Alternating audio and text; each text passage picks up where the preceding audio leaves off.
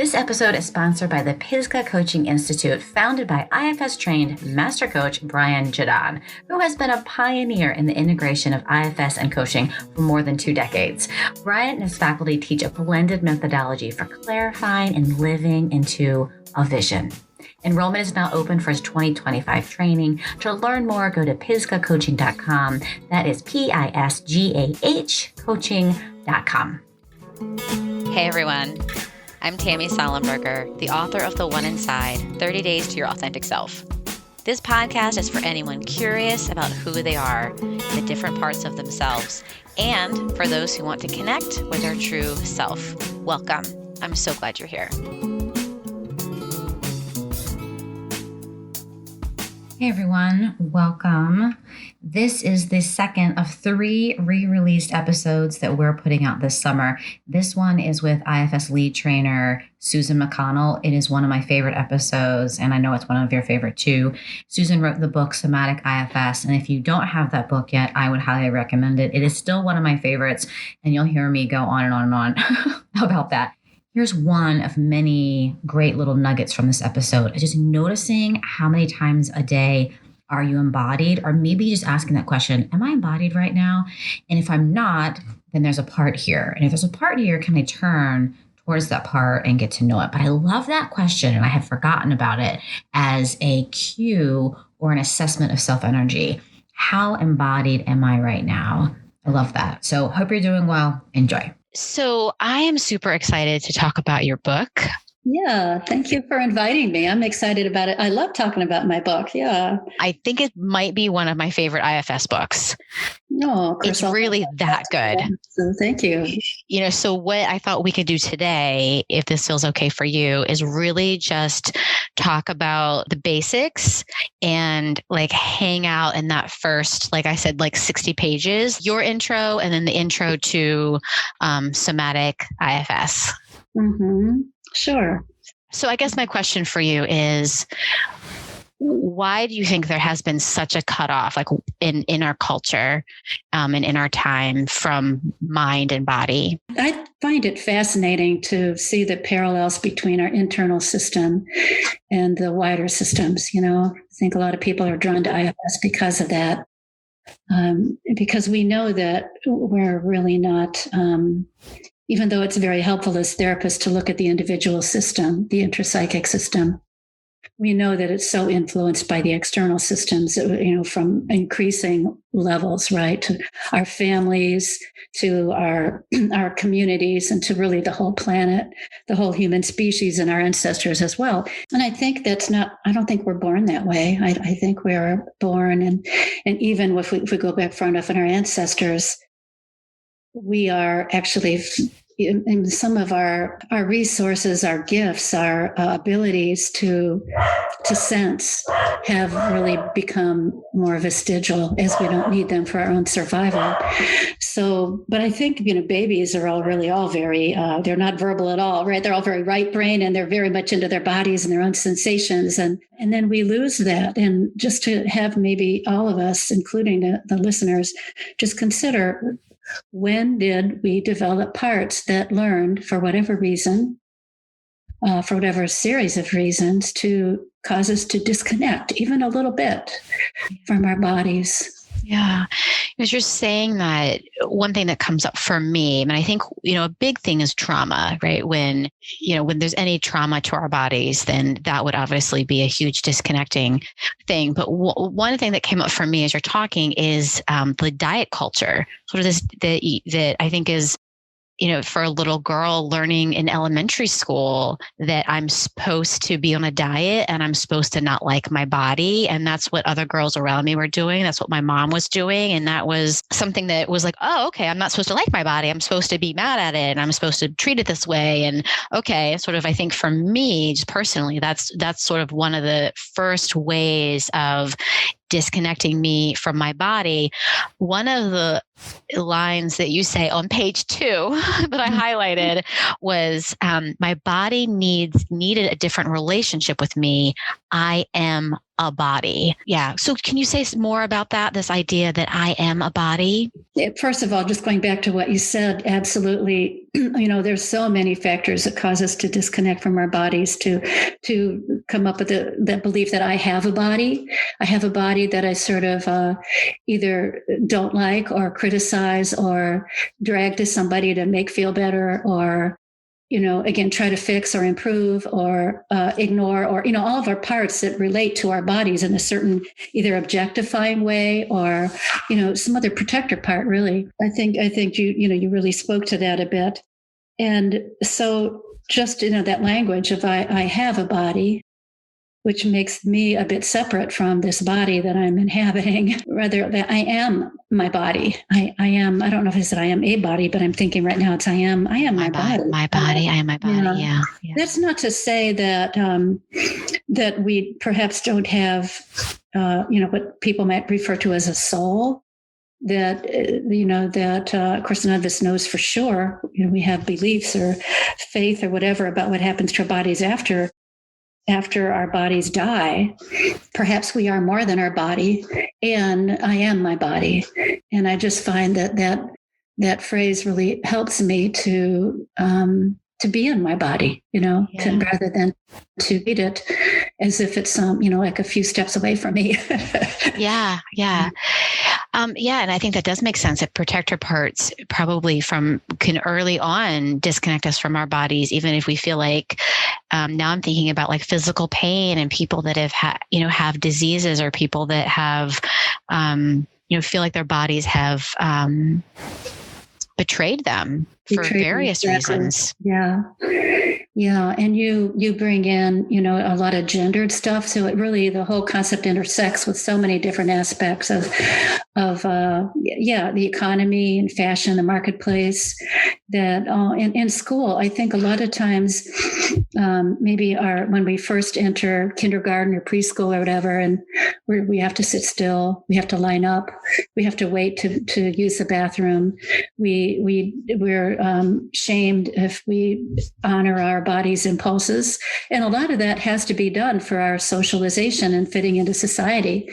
When we feel like hitting a kid who hits us, we're punished for that. We learn that that's not appropriate social behavior. And yet that impulse to hit might be inhibited in the body and in the nervous system, and somehow then is felt years later as some kind of tension, some kind of holding back. We can't, whether it's our sexual energy or our aggressive energy, or even our well, actually, I'm thinking right now during this pandemic of our desire to hug, right? It's so natural. We see a friend socially distancing and we just kind of go, oh, and I can't hug you. Oh, like we feel that pain anew, right? And I just wonder, what effect will that have on us, to not get the touch that we need, that we kind of count on. What did they used to tell us? How many hugs a day do we need, to stay physically and mentally healthy? But our kids, right? Like, what is that happening with my kid who can't, rough around with his friends at school, or can't, has to be, and my son is actually going to school, but, for so many kids that aren't seeing their peers, or right, they can't be rough and tumble, and yeah. Is he wearing a mask too at school? Yeah, he goes to a really small private school, and I've been incredibly impressed. We're very fortunate. The way the administration has handled it is amazing. But yeah, he wears a mask until he gets to his desk, and then the desks are all separate, and then he can take off his mask when he's at his desk. And they do a lot of stuff outside. But we'll see. The winter is terrible here, so right. We don't know what's going to happen. 6 months, right? But the kids are creative and they're resilient, and and I how old is he? He's 9. 9. Oh, it's a great age. And just so I think, throughout our lives, there's different things that can happen that can cause our parts to really cut us off from our bodies or have us over focus on our bodies or try to buff up our bodies, right? Or, to use our bodies as a ticket to some kind of acceptance or love or whatever, right? So yeah, definitely. So tell me about this somatic. So I'm going to do another quote. Somatic IFS emphasizes that self must be embodied for its full expression. Well, that actually feeds right off of what we were talking about. Like when we are not embodied, it's really a part. It's natural for self to be embodied. So I wonder that could be a cue. We talk a lot about cues of how do I know when I'm in a part? And so that could be a cue of, okay, I'm not feeling embodied. I'm not connected to my body. And that can be a cue that I'm blended with a part. Right. And as we learn in the IFS training, the certain qualities that point to self-energy, often, many of them begin with a letter C. And so sometimes when a client will say, I'll say, well, that wonderful IFS question, how are you feeling towards that part? And then maybe they'll say, oh, I'm feeling compassionate toward that part, which, if someone has had therapy with us for more than 2 or 3 sessions, they've learned that's the right answer, right? Right. So what I'll say is like, oh, yes, you feel compassionate. Okay, good. Where in your body are you feeling that compassion? Because when I look at each of those C words, calm, creative, curious, compassionate, clear, whatever, they do have a source in the body. So if the person, sometimes it's difficult to really be able to articulate where you feel compassion, but I will just sort of gently stay with that. Like, yeah, there's something in your body. Like when you told me you feel compassionate, something in your body lets you know that you're feeling compassion. Would it be okay if we just stay with your body a little longer, just to be curious about where do you feel that? And the other reason one reason I do that is because if the person is not feeling it in their body, then they're not really in touch with the fullest aspect of compassion. They might be feeling it sort of more mentally, cognitively. They might be even being able to remember a time when they have been able to feel compassionate towards that part. But in the present moment, how are you feeling it now? There's going to be something in the body. It might be a warmth. It might be a flow. It might be a tingling. It might be a sense of spaciousness. It might be a warmth. Did I say that already? It might just be some relaxation, some deeper breath that comes in. There's something that happens in the body when you really feel, wow, I feel so much a desire to connect with this part, another one of the C words. So yeah, I was going to say something else. So asking where do you feel it in the body either helps me find out, is it a manager part instead of self, or how to even expand that sense of self-energy to include the body. But also when the person says, yeah, I feel this warmth in my heart, then I can say, can you send that warmth that you're feeling in your heart right now to that part? So it gives me another tool to use really in helping to develop a relationship between the client and their part. Yeah, I love that. One of the things you talk about in your book is you go through, it's brilliant, is that you go through the F's and you talk about how it's a little bit different, how you use the body with each of the F's.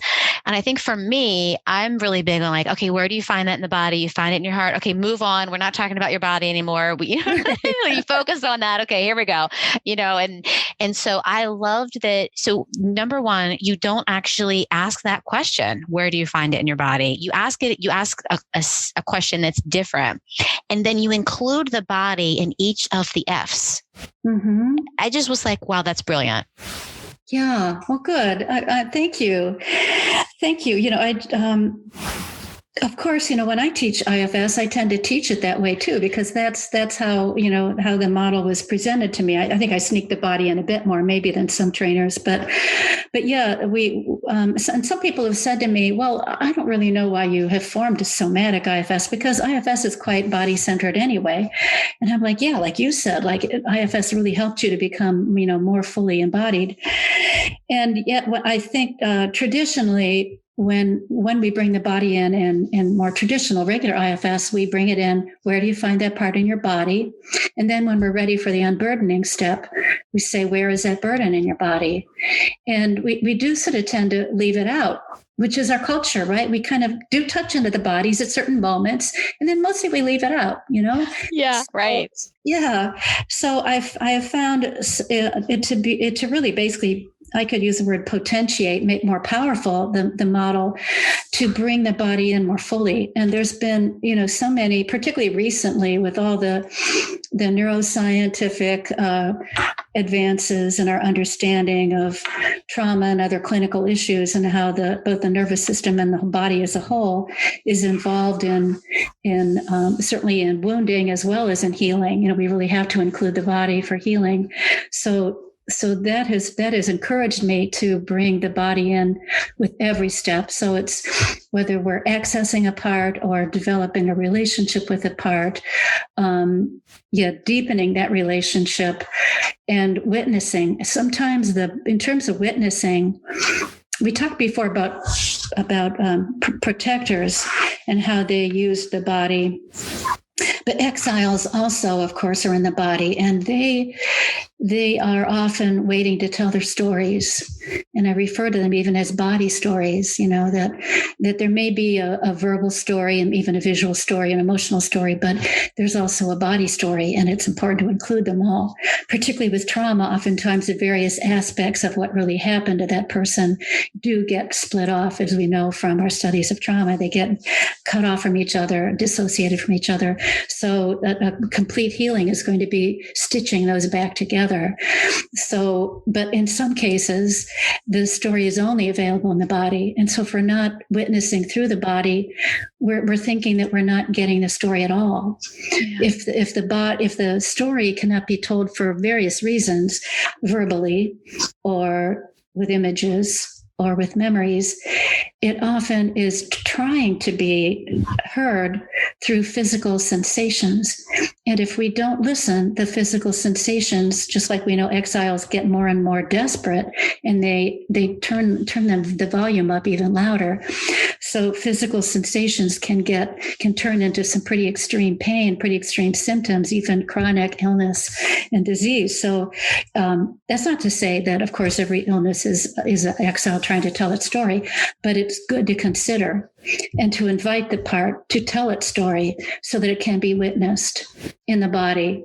And that's somewhere also where attuned touch can come in, because my experience and training, and really probably have a couple decades of experience as a body worker, gave me the opportunity to feel the story through my hands.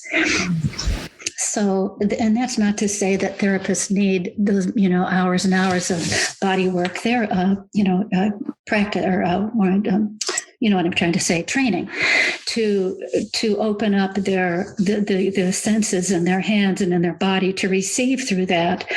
But to just begin to plant the idea that if the therapist is comfortable with touch, with actually placing their hand with the client's permission on a place, maybe a shoulder or the back of their, on the back behind their heart or something like that, or their neck, to place their hand somewhere with the client's full permission of all their parts, they can actually be communicating self-energy and even perhaps witnessing the shifts that are happening in the body through their hand even. So just adding a whole nother dimension to our ability to listen.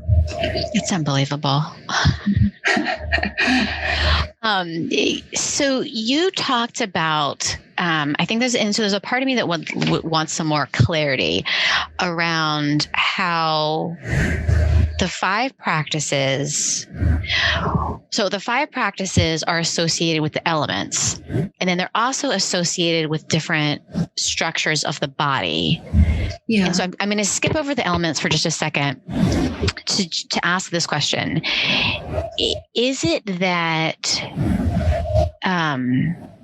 so let's start with, we don't have to go through all of them, but I'm just curious, like, so if awareness, so what's the body structure of awareness connected to? What's awareness connected to in the body? Yeah. That's a really good question. And what it makes me think about is I wasn't so much bringing in the body systems as a way of saying, say, for example, if fascia is one of the body systems connected with somatic awareness. It's not necessarily that I'm saying, as a therapist, you should direct the person to focus in on their fascia in order to do this first step, of okay. Yeah. That's what I was wondering. Or I was wondering, like, okay, if you have a hard time with awareness, then focus on this body, this part of your body or something like that. Well, that could be if let's say you have a client who is having trouble, like you say, getting below the neck, So, it might be, fascia is kind of a bad example because most of us aren't aware that we even have fascia, right? We're aware of our muscles, right? We've been told since we're maybe 3 that, make a muscle, But on the other hand, perhaps flexing a muscle, like I might find a client who says, I really have no sensation at all from the waist down. And so I might then say, well, what are you aware of from, I might just start maybe just a couple inches below the waist, just to limit it a bit. Well, I don't know. It just feels numb. Well, is there a sensation that goes along with that numbness? I might say. And then, and this is where we get into the muscles, I might say, if you'd like to feel, just sort of experiment with perhaps getting a little bit more feeling there, just to see how that is for your parts, to get a little bit more feeling in that area that has been so cut off. You could just feel into the muscles there. You could just even move your muscles, just tighten and loosen those muscles right there. Perhaps a little movement, so you're using those muscles. And then just a little bit, and then just stop and notice, what was that like? And of course, you can also use touch. You could put your hands there and just feel the numbness and just feel, maybe just even let your hands say, I know it's been important to you to cut this area off from me. I understand that.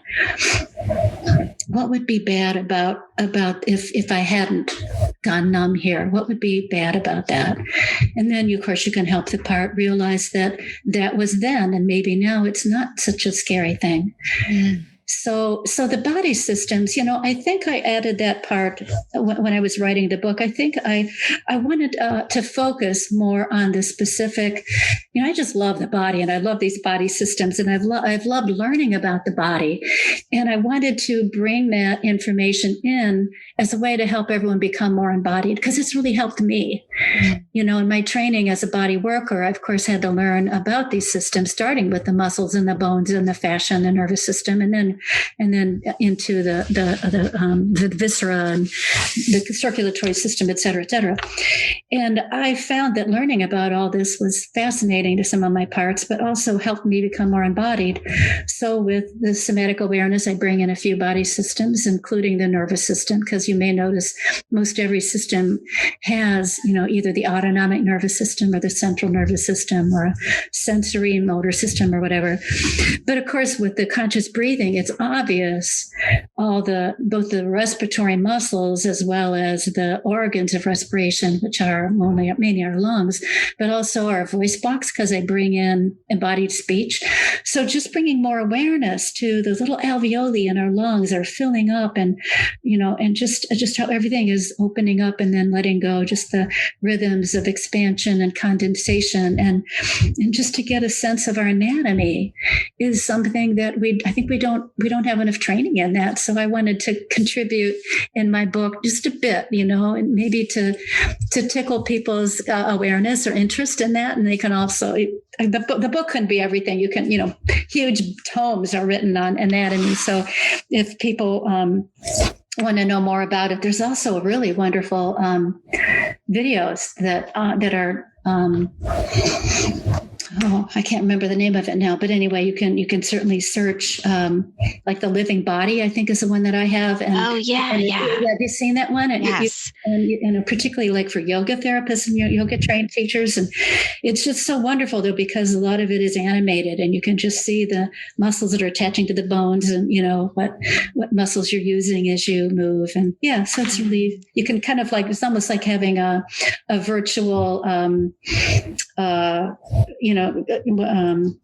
And I'm losing the word when dissection, when you're not right. dissection, but what's the word when you're working with a cadaver, it's almost like that, like being able to take off this layer of muscle and feeling the muscle underneath that and taking that up and finding everything of the nervous system and the lymph system and the bones underneath all that. So anyway, what I thought was so interesting, I think I was thinking about I guess what I was curious about is if there's certain emotions or certain protective parts that hang out in different parts of the body or systems of the body. Like if we tend to have, the voice box is a great one, right? Where I feel like I can't stand up for myself, or I feel like, no one listens to me. And then I lose my voice, or I have I don't know, something like that.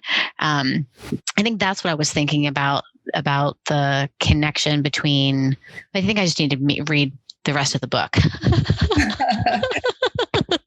Yes, and yet I could speak to that. I really like your questions, Tammy, because the example that you gave is a very good one. Because if you're being a client and you're saying, "Oh, I really wish I could have spoken up. It was right on the tip of my tongue, and I just didn't have the courage to really say it," then I might say, "Well, so something blocked you? Yeah, something just blocked me, and I'm really angry with myself for having not been able to really, speak my truth."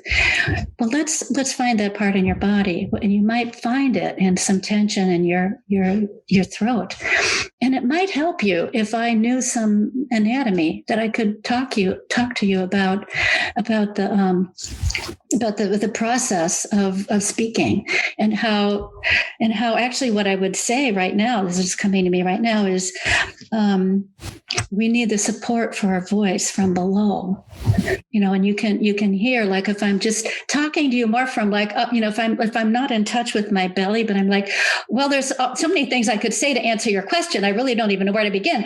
But if I just like take a breath and feel into my belly or my core of knowing, and I'm like, and I let that, I breathe into that.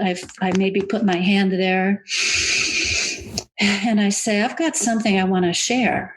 And then I have support from below, and it can come up through my heart, and it can hopefully have some, heart energy too, so that I might not just be, saying something. Because sometimes we stop ourselves because we don't want to be hurtful.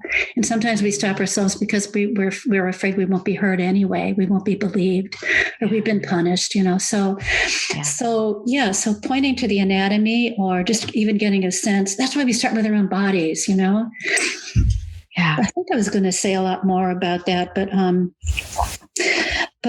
yeah, I like your question, and even just pointing the listener to the fact that the book also offers a chance to at least tap into some anatomy and physiology on an easy to understand level. I hope it's accessible to people. Yeah. Well, I love that there are so many exercises. Like really does, it really does invite the reader to, I think like I said, it does it organically. And then I think it does it with the different exercises.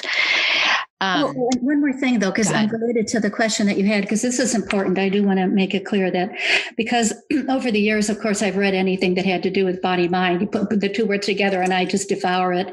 And I know that there are some schools of thought out there that do say, oh, pain in the lower back, insecurity about money.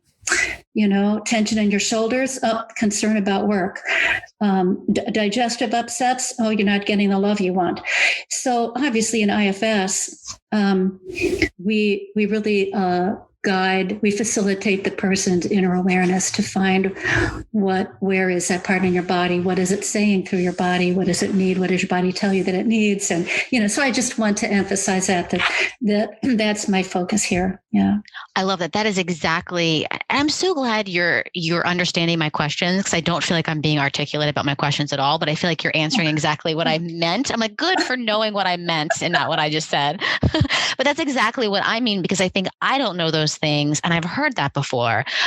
Like today, I just talked to a kid who was like, all of her friends, like she's in her 20s, all of her friends are having digestive issues, right? So I'm like, and I don't know what that means. Like, so, I mean, I can invite her to ask that part of her, but I thought, well, that's interesting. Like, I'm sure it's not all of her friends, I put that in quotes, but I'm like, well, that's interesting. All these poor 20-year-olds, that are just trying to survive college and COVID are having digestive issues. Like, okay, I wonder what that means. Like, I wonder yeah. Well, I'd like to even just say something about that, because, it's just great that she's curious about that. Like, it's not just me, but all my friends, and to just stay curious. But the piece I wanted to add was our gut is so, we're talking about radical resonance, and the body systems associated with resonance are, of course, our limbic brain, right? Our right brain and our limbic structures with the mirror neurons and everything we know now about that from all the wonderful studies they have. But the biggest organ of resonance is the heart, which is the electromagnetic field of the heart is like 5,000 times greater than that of the brain. And then finally, we have the enteric nervous system, the gut, which has as many neurotransmitters and the same kind of neurotransmitters as does our brain. So we have the gut. So yes, all of us across the entire globe are feeling anxious, not just about the pandemic, but also on some level, conscious or not, about our existence, about the planet, about extinction, about species being lost, about famine and drought and hurricanes and wildfires and just extremes of climate that are threatening the way of life that we have known as a species for many millennia. And we are aware of that. And if we're not actively processing it, we're storing it somewhere. So, and that's just beautiful. Like, not only me do I have this, but my friends have it. And in a way, that is a route to connection, to just say, oh, not just are we all worried about our digestive issues, but perhaps this is a link that we can come together and bring compassion to what we're everyone has their own version of it, but there's so much that is uniting us right now. Yeah. I love that. So speaking of disasters. Sorry, you wanted this to be lighthearted, and I just brought it. No. I like it to be. Yeah, I don't want it to be super lighthearted. Okay. Let's talk about the elements, because you mentioned in the meditation about the awareness in the breathing. The awareness and the breathing is connected to the like kind of earth and sky. I think that's what you said. Yes. So tell me about how the elements play into this, because I thought that was fascinating. Yeah. Well, I'm glad you circled back on that, because what I didn't say was when we focus on those first two elements together, we really sense our relationship with the vertical, which is very important to be our mast, our anchor, our, whatever, just something that really connects us and grounds us and centers us. Another, the C word with self-energy, as we move into the more tumultuous or at least complex realm of the relationship. So as therapists, we begin establishing our awareness of that vertical line. Like, that is such a resource for us. So whenever we feel a bit, like you said at the beginning, you felt a little bit jittery, or I don't remember what your word was, but a little bit, and then you connected with above and below, and then you just got more like, yeah. So that's always just moments away. these elements have been part of classical thinking for as long as we have recorded history and recorded thinking, and have been a part of healing and just a part of an understanding of the building blocks of our material world and non-material world, actually. But there is usually thought of 4 elements: earth, air, fire, and water. And some systems of thought and systems of healing do them a little differently, like acupuncture has 5 elements and they're slightly different. And some even more Greco-Roman classical thinking includes ether, which is, like we think of as ethereal. It's kind of more the unknown, maybe the energies that we can't really perhaps even measure, but nevertheless that we experience and that influence us. So it seemed to me that each of these, that tuning into these elements can, and our understanding of that, for example, the earth, just touching into where we're connected with the floor or the earth is a starting point, but also perhaps just meditating a bit on a relationship to the earth.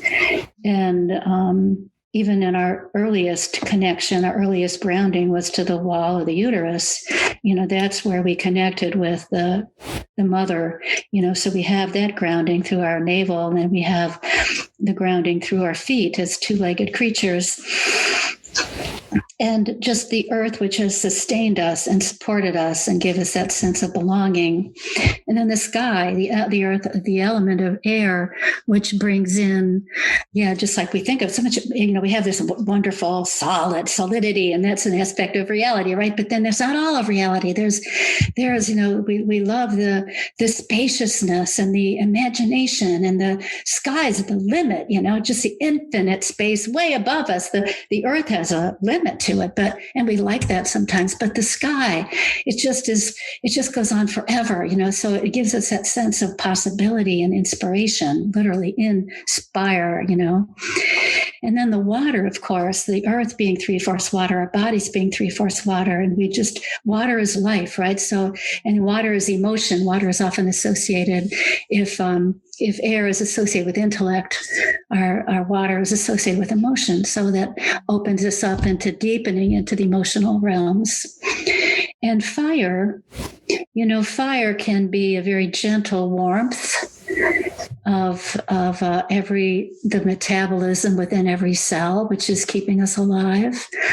Or it can be the transformative fire of,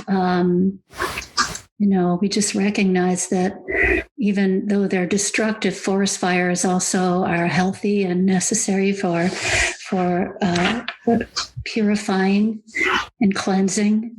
And, as a former potter, that one thing that was fascinating for me was taking the earth, the clay from the earth, and adding water to it to make it possible for me to make a shape, and then putting it in a kiln at high temperatures, which transformed it really into more or less rock.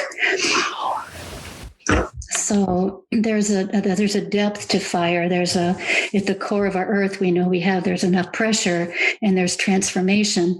And so when we stay with something in a very deep way, we bring the fire, hopefully in a gentle way, not a way that destroys or overwhelms, but in just the right way that we can bring about the transformative aspect of fire, as well as I love the energy and the creative force. I mean, fire is very, very creative, right? It's just stimulating. Well, I love that, thinking of fire with movement. Like, that makes so much sense, that it can be this slow warmth, or it could be this bursting, passion, right? It's our passion. It's our leaping and our outrage even, right? We just want to be expressed in our limbs and in our voices, and, it just wants to be expressed in every cell in a very fiery way, or a very gentle, warm, soothing way, so. Like a hug. Yeah. So you look so sad, or we don't get to do that. I know. Yeah. Except for a 9-year-old, you get to hug him. Oh yeah, definitely. Mm-hmm. That was actually, I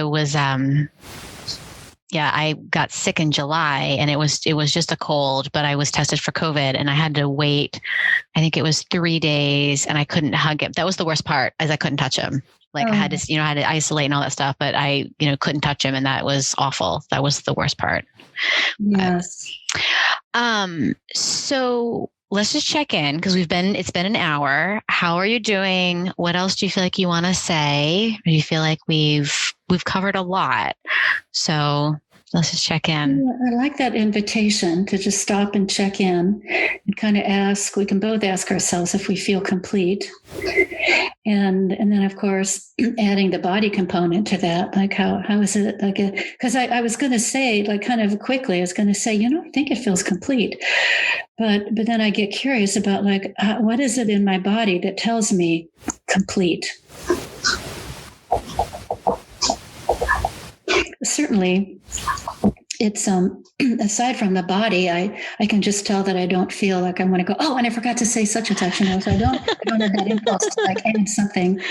But there is something in my body too. I think I'm drawn to my spine and sort of the lower part of my torso, just a kind of a settled feeling. Maybe if I use that word, that settled kind of feels right, settled. Yeah, there's something really satisfying about this opportunity you've given me, Tammy, to share about this book that I've spent maybe 2 or 3 years just spending more time than my body wanted me to spend, sitting quietly tapping away at my keys, But even as I was writing it, not even sure, writing it for myself, really, not even knowing what the reception would be. Maybe this is, I'm not quite finished. Maybe I just want to share just a few words about the process and the process of this. Maybe just to share with you that I'm feeling grateful too that you gave me this opportunity that you're listening so beautifully and with so many intelligent questions, really probing questions that just have invited me to go places I certainly couldn't have gone without your guidance. So I'm feeling some gratitude too, and it's just like a bit of warmth in my heart for that. So yeah, it feels really complete now that I've said that. Yeah.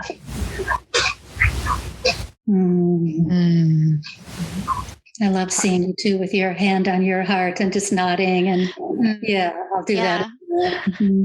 Yeah. Yeah. Part of me wants to start crying. Oh, feel free.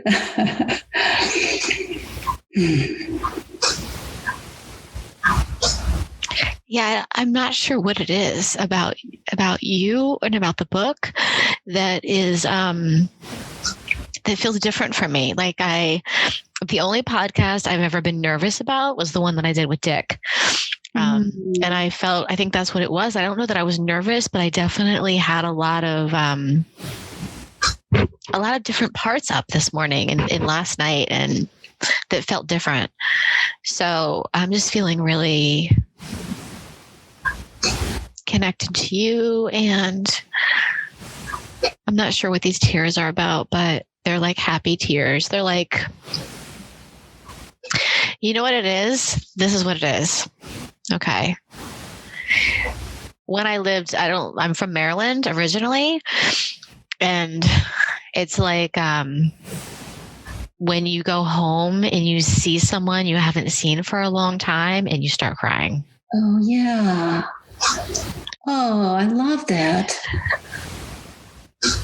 And like when we come back to our bodies, we feel like we've come home, don't we? Yeah. You just said it. That's it. Yeah. And we need each other to help us come back to our bodies, because there's been so many forces that have pulled us out of our bodies. So you and I have helped each other come back into our bodies today. Yeah. Thank you so much. Oh. And now there's the part of me that wants to apologize for crying. Oh, I know. We always have that part. As much therapy as we get, and as much as we know, we still like, oh, I'm so sorry. I'm sorry. Wow. Thank you so much. This has been an honor and just such a blessing for me. I'll take that in. And I guess I've let you know that it has been for me as well. So I'll just leave it at that. So thank you. Yeah. Thank you so much. Thanks for hanging out with us today. If you like this episode, please subscribe, rate, like, all the things. My book is available at your favorite independent bookstore or all the places books are available. You can also visit my website, tammysalenberger.com, where you can download a free meditation on getting to know your should parts. You know, those parts of you who remind you of what you should be doing. They sound a bit critical at times. Yes, we all have them. You can follow me at IFS Tammy on Instagram and Twitter and the One Inside Facebook page. I'm so grateful for Jack Reardon, who created the new music. Jack is a graduate of Derek Scott's IFS Stepping Stone program. Thanks, Jack, for getting me. And to you, thanks for listening.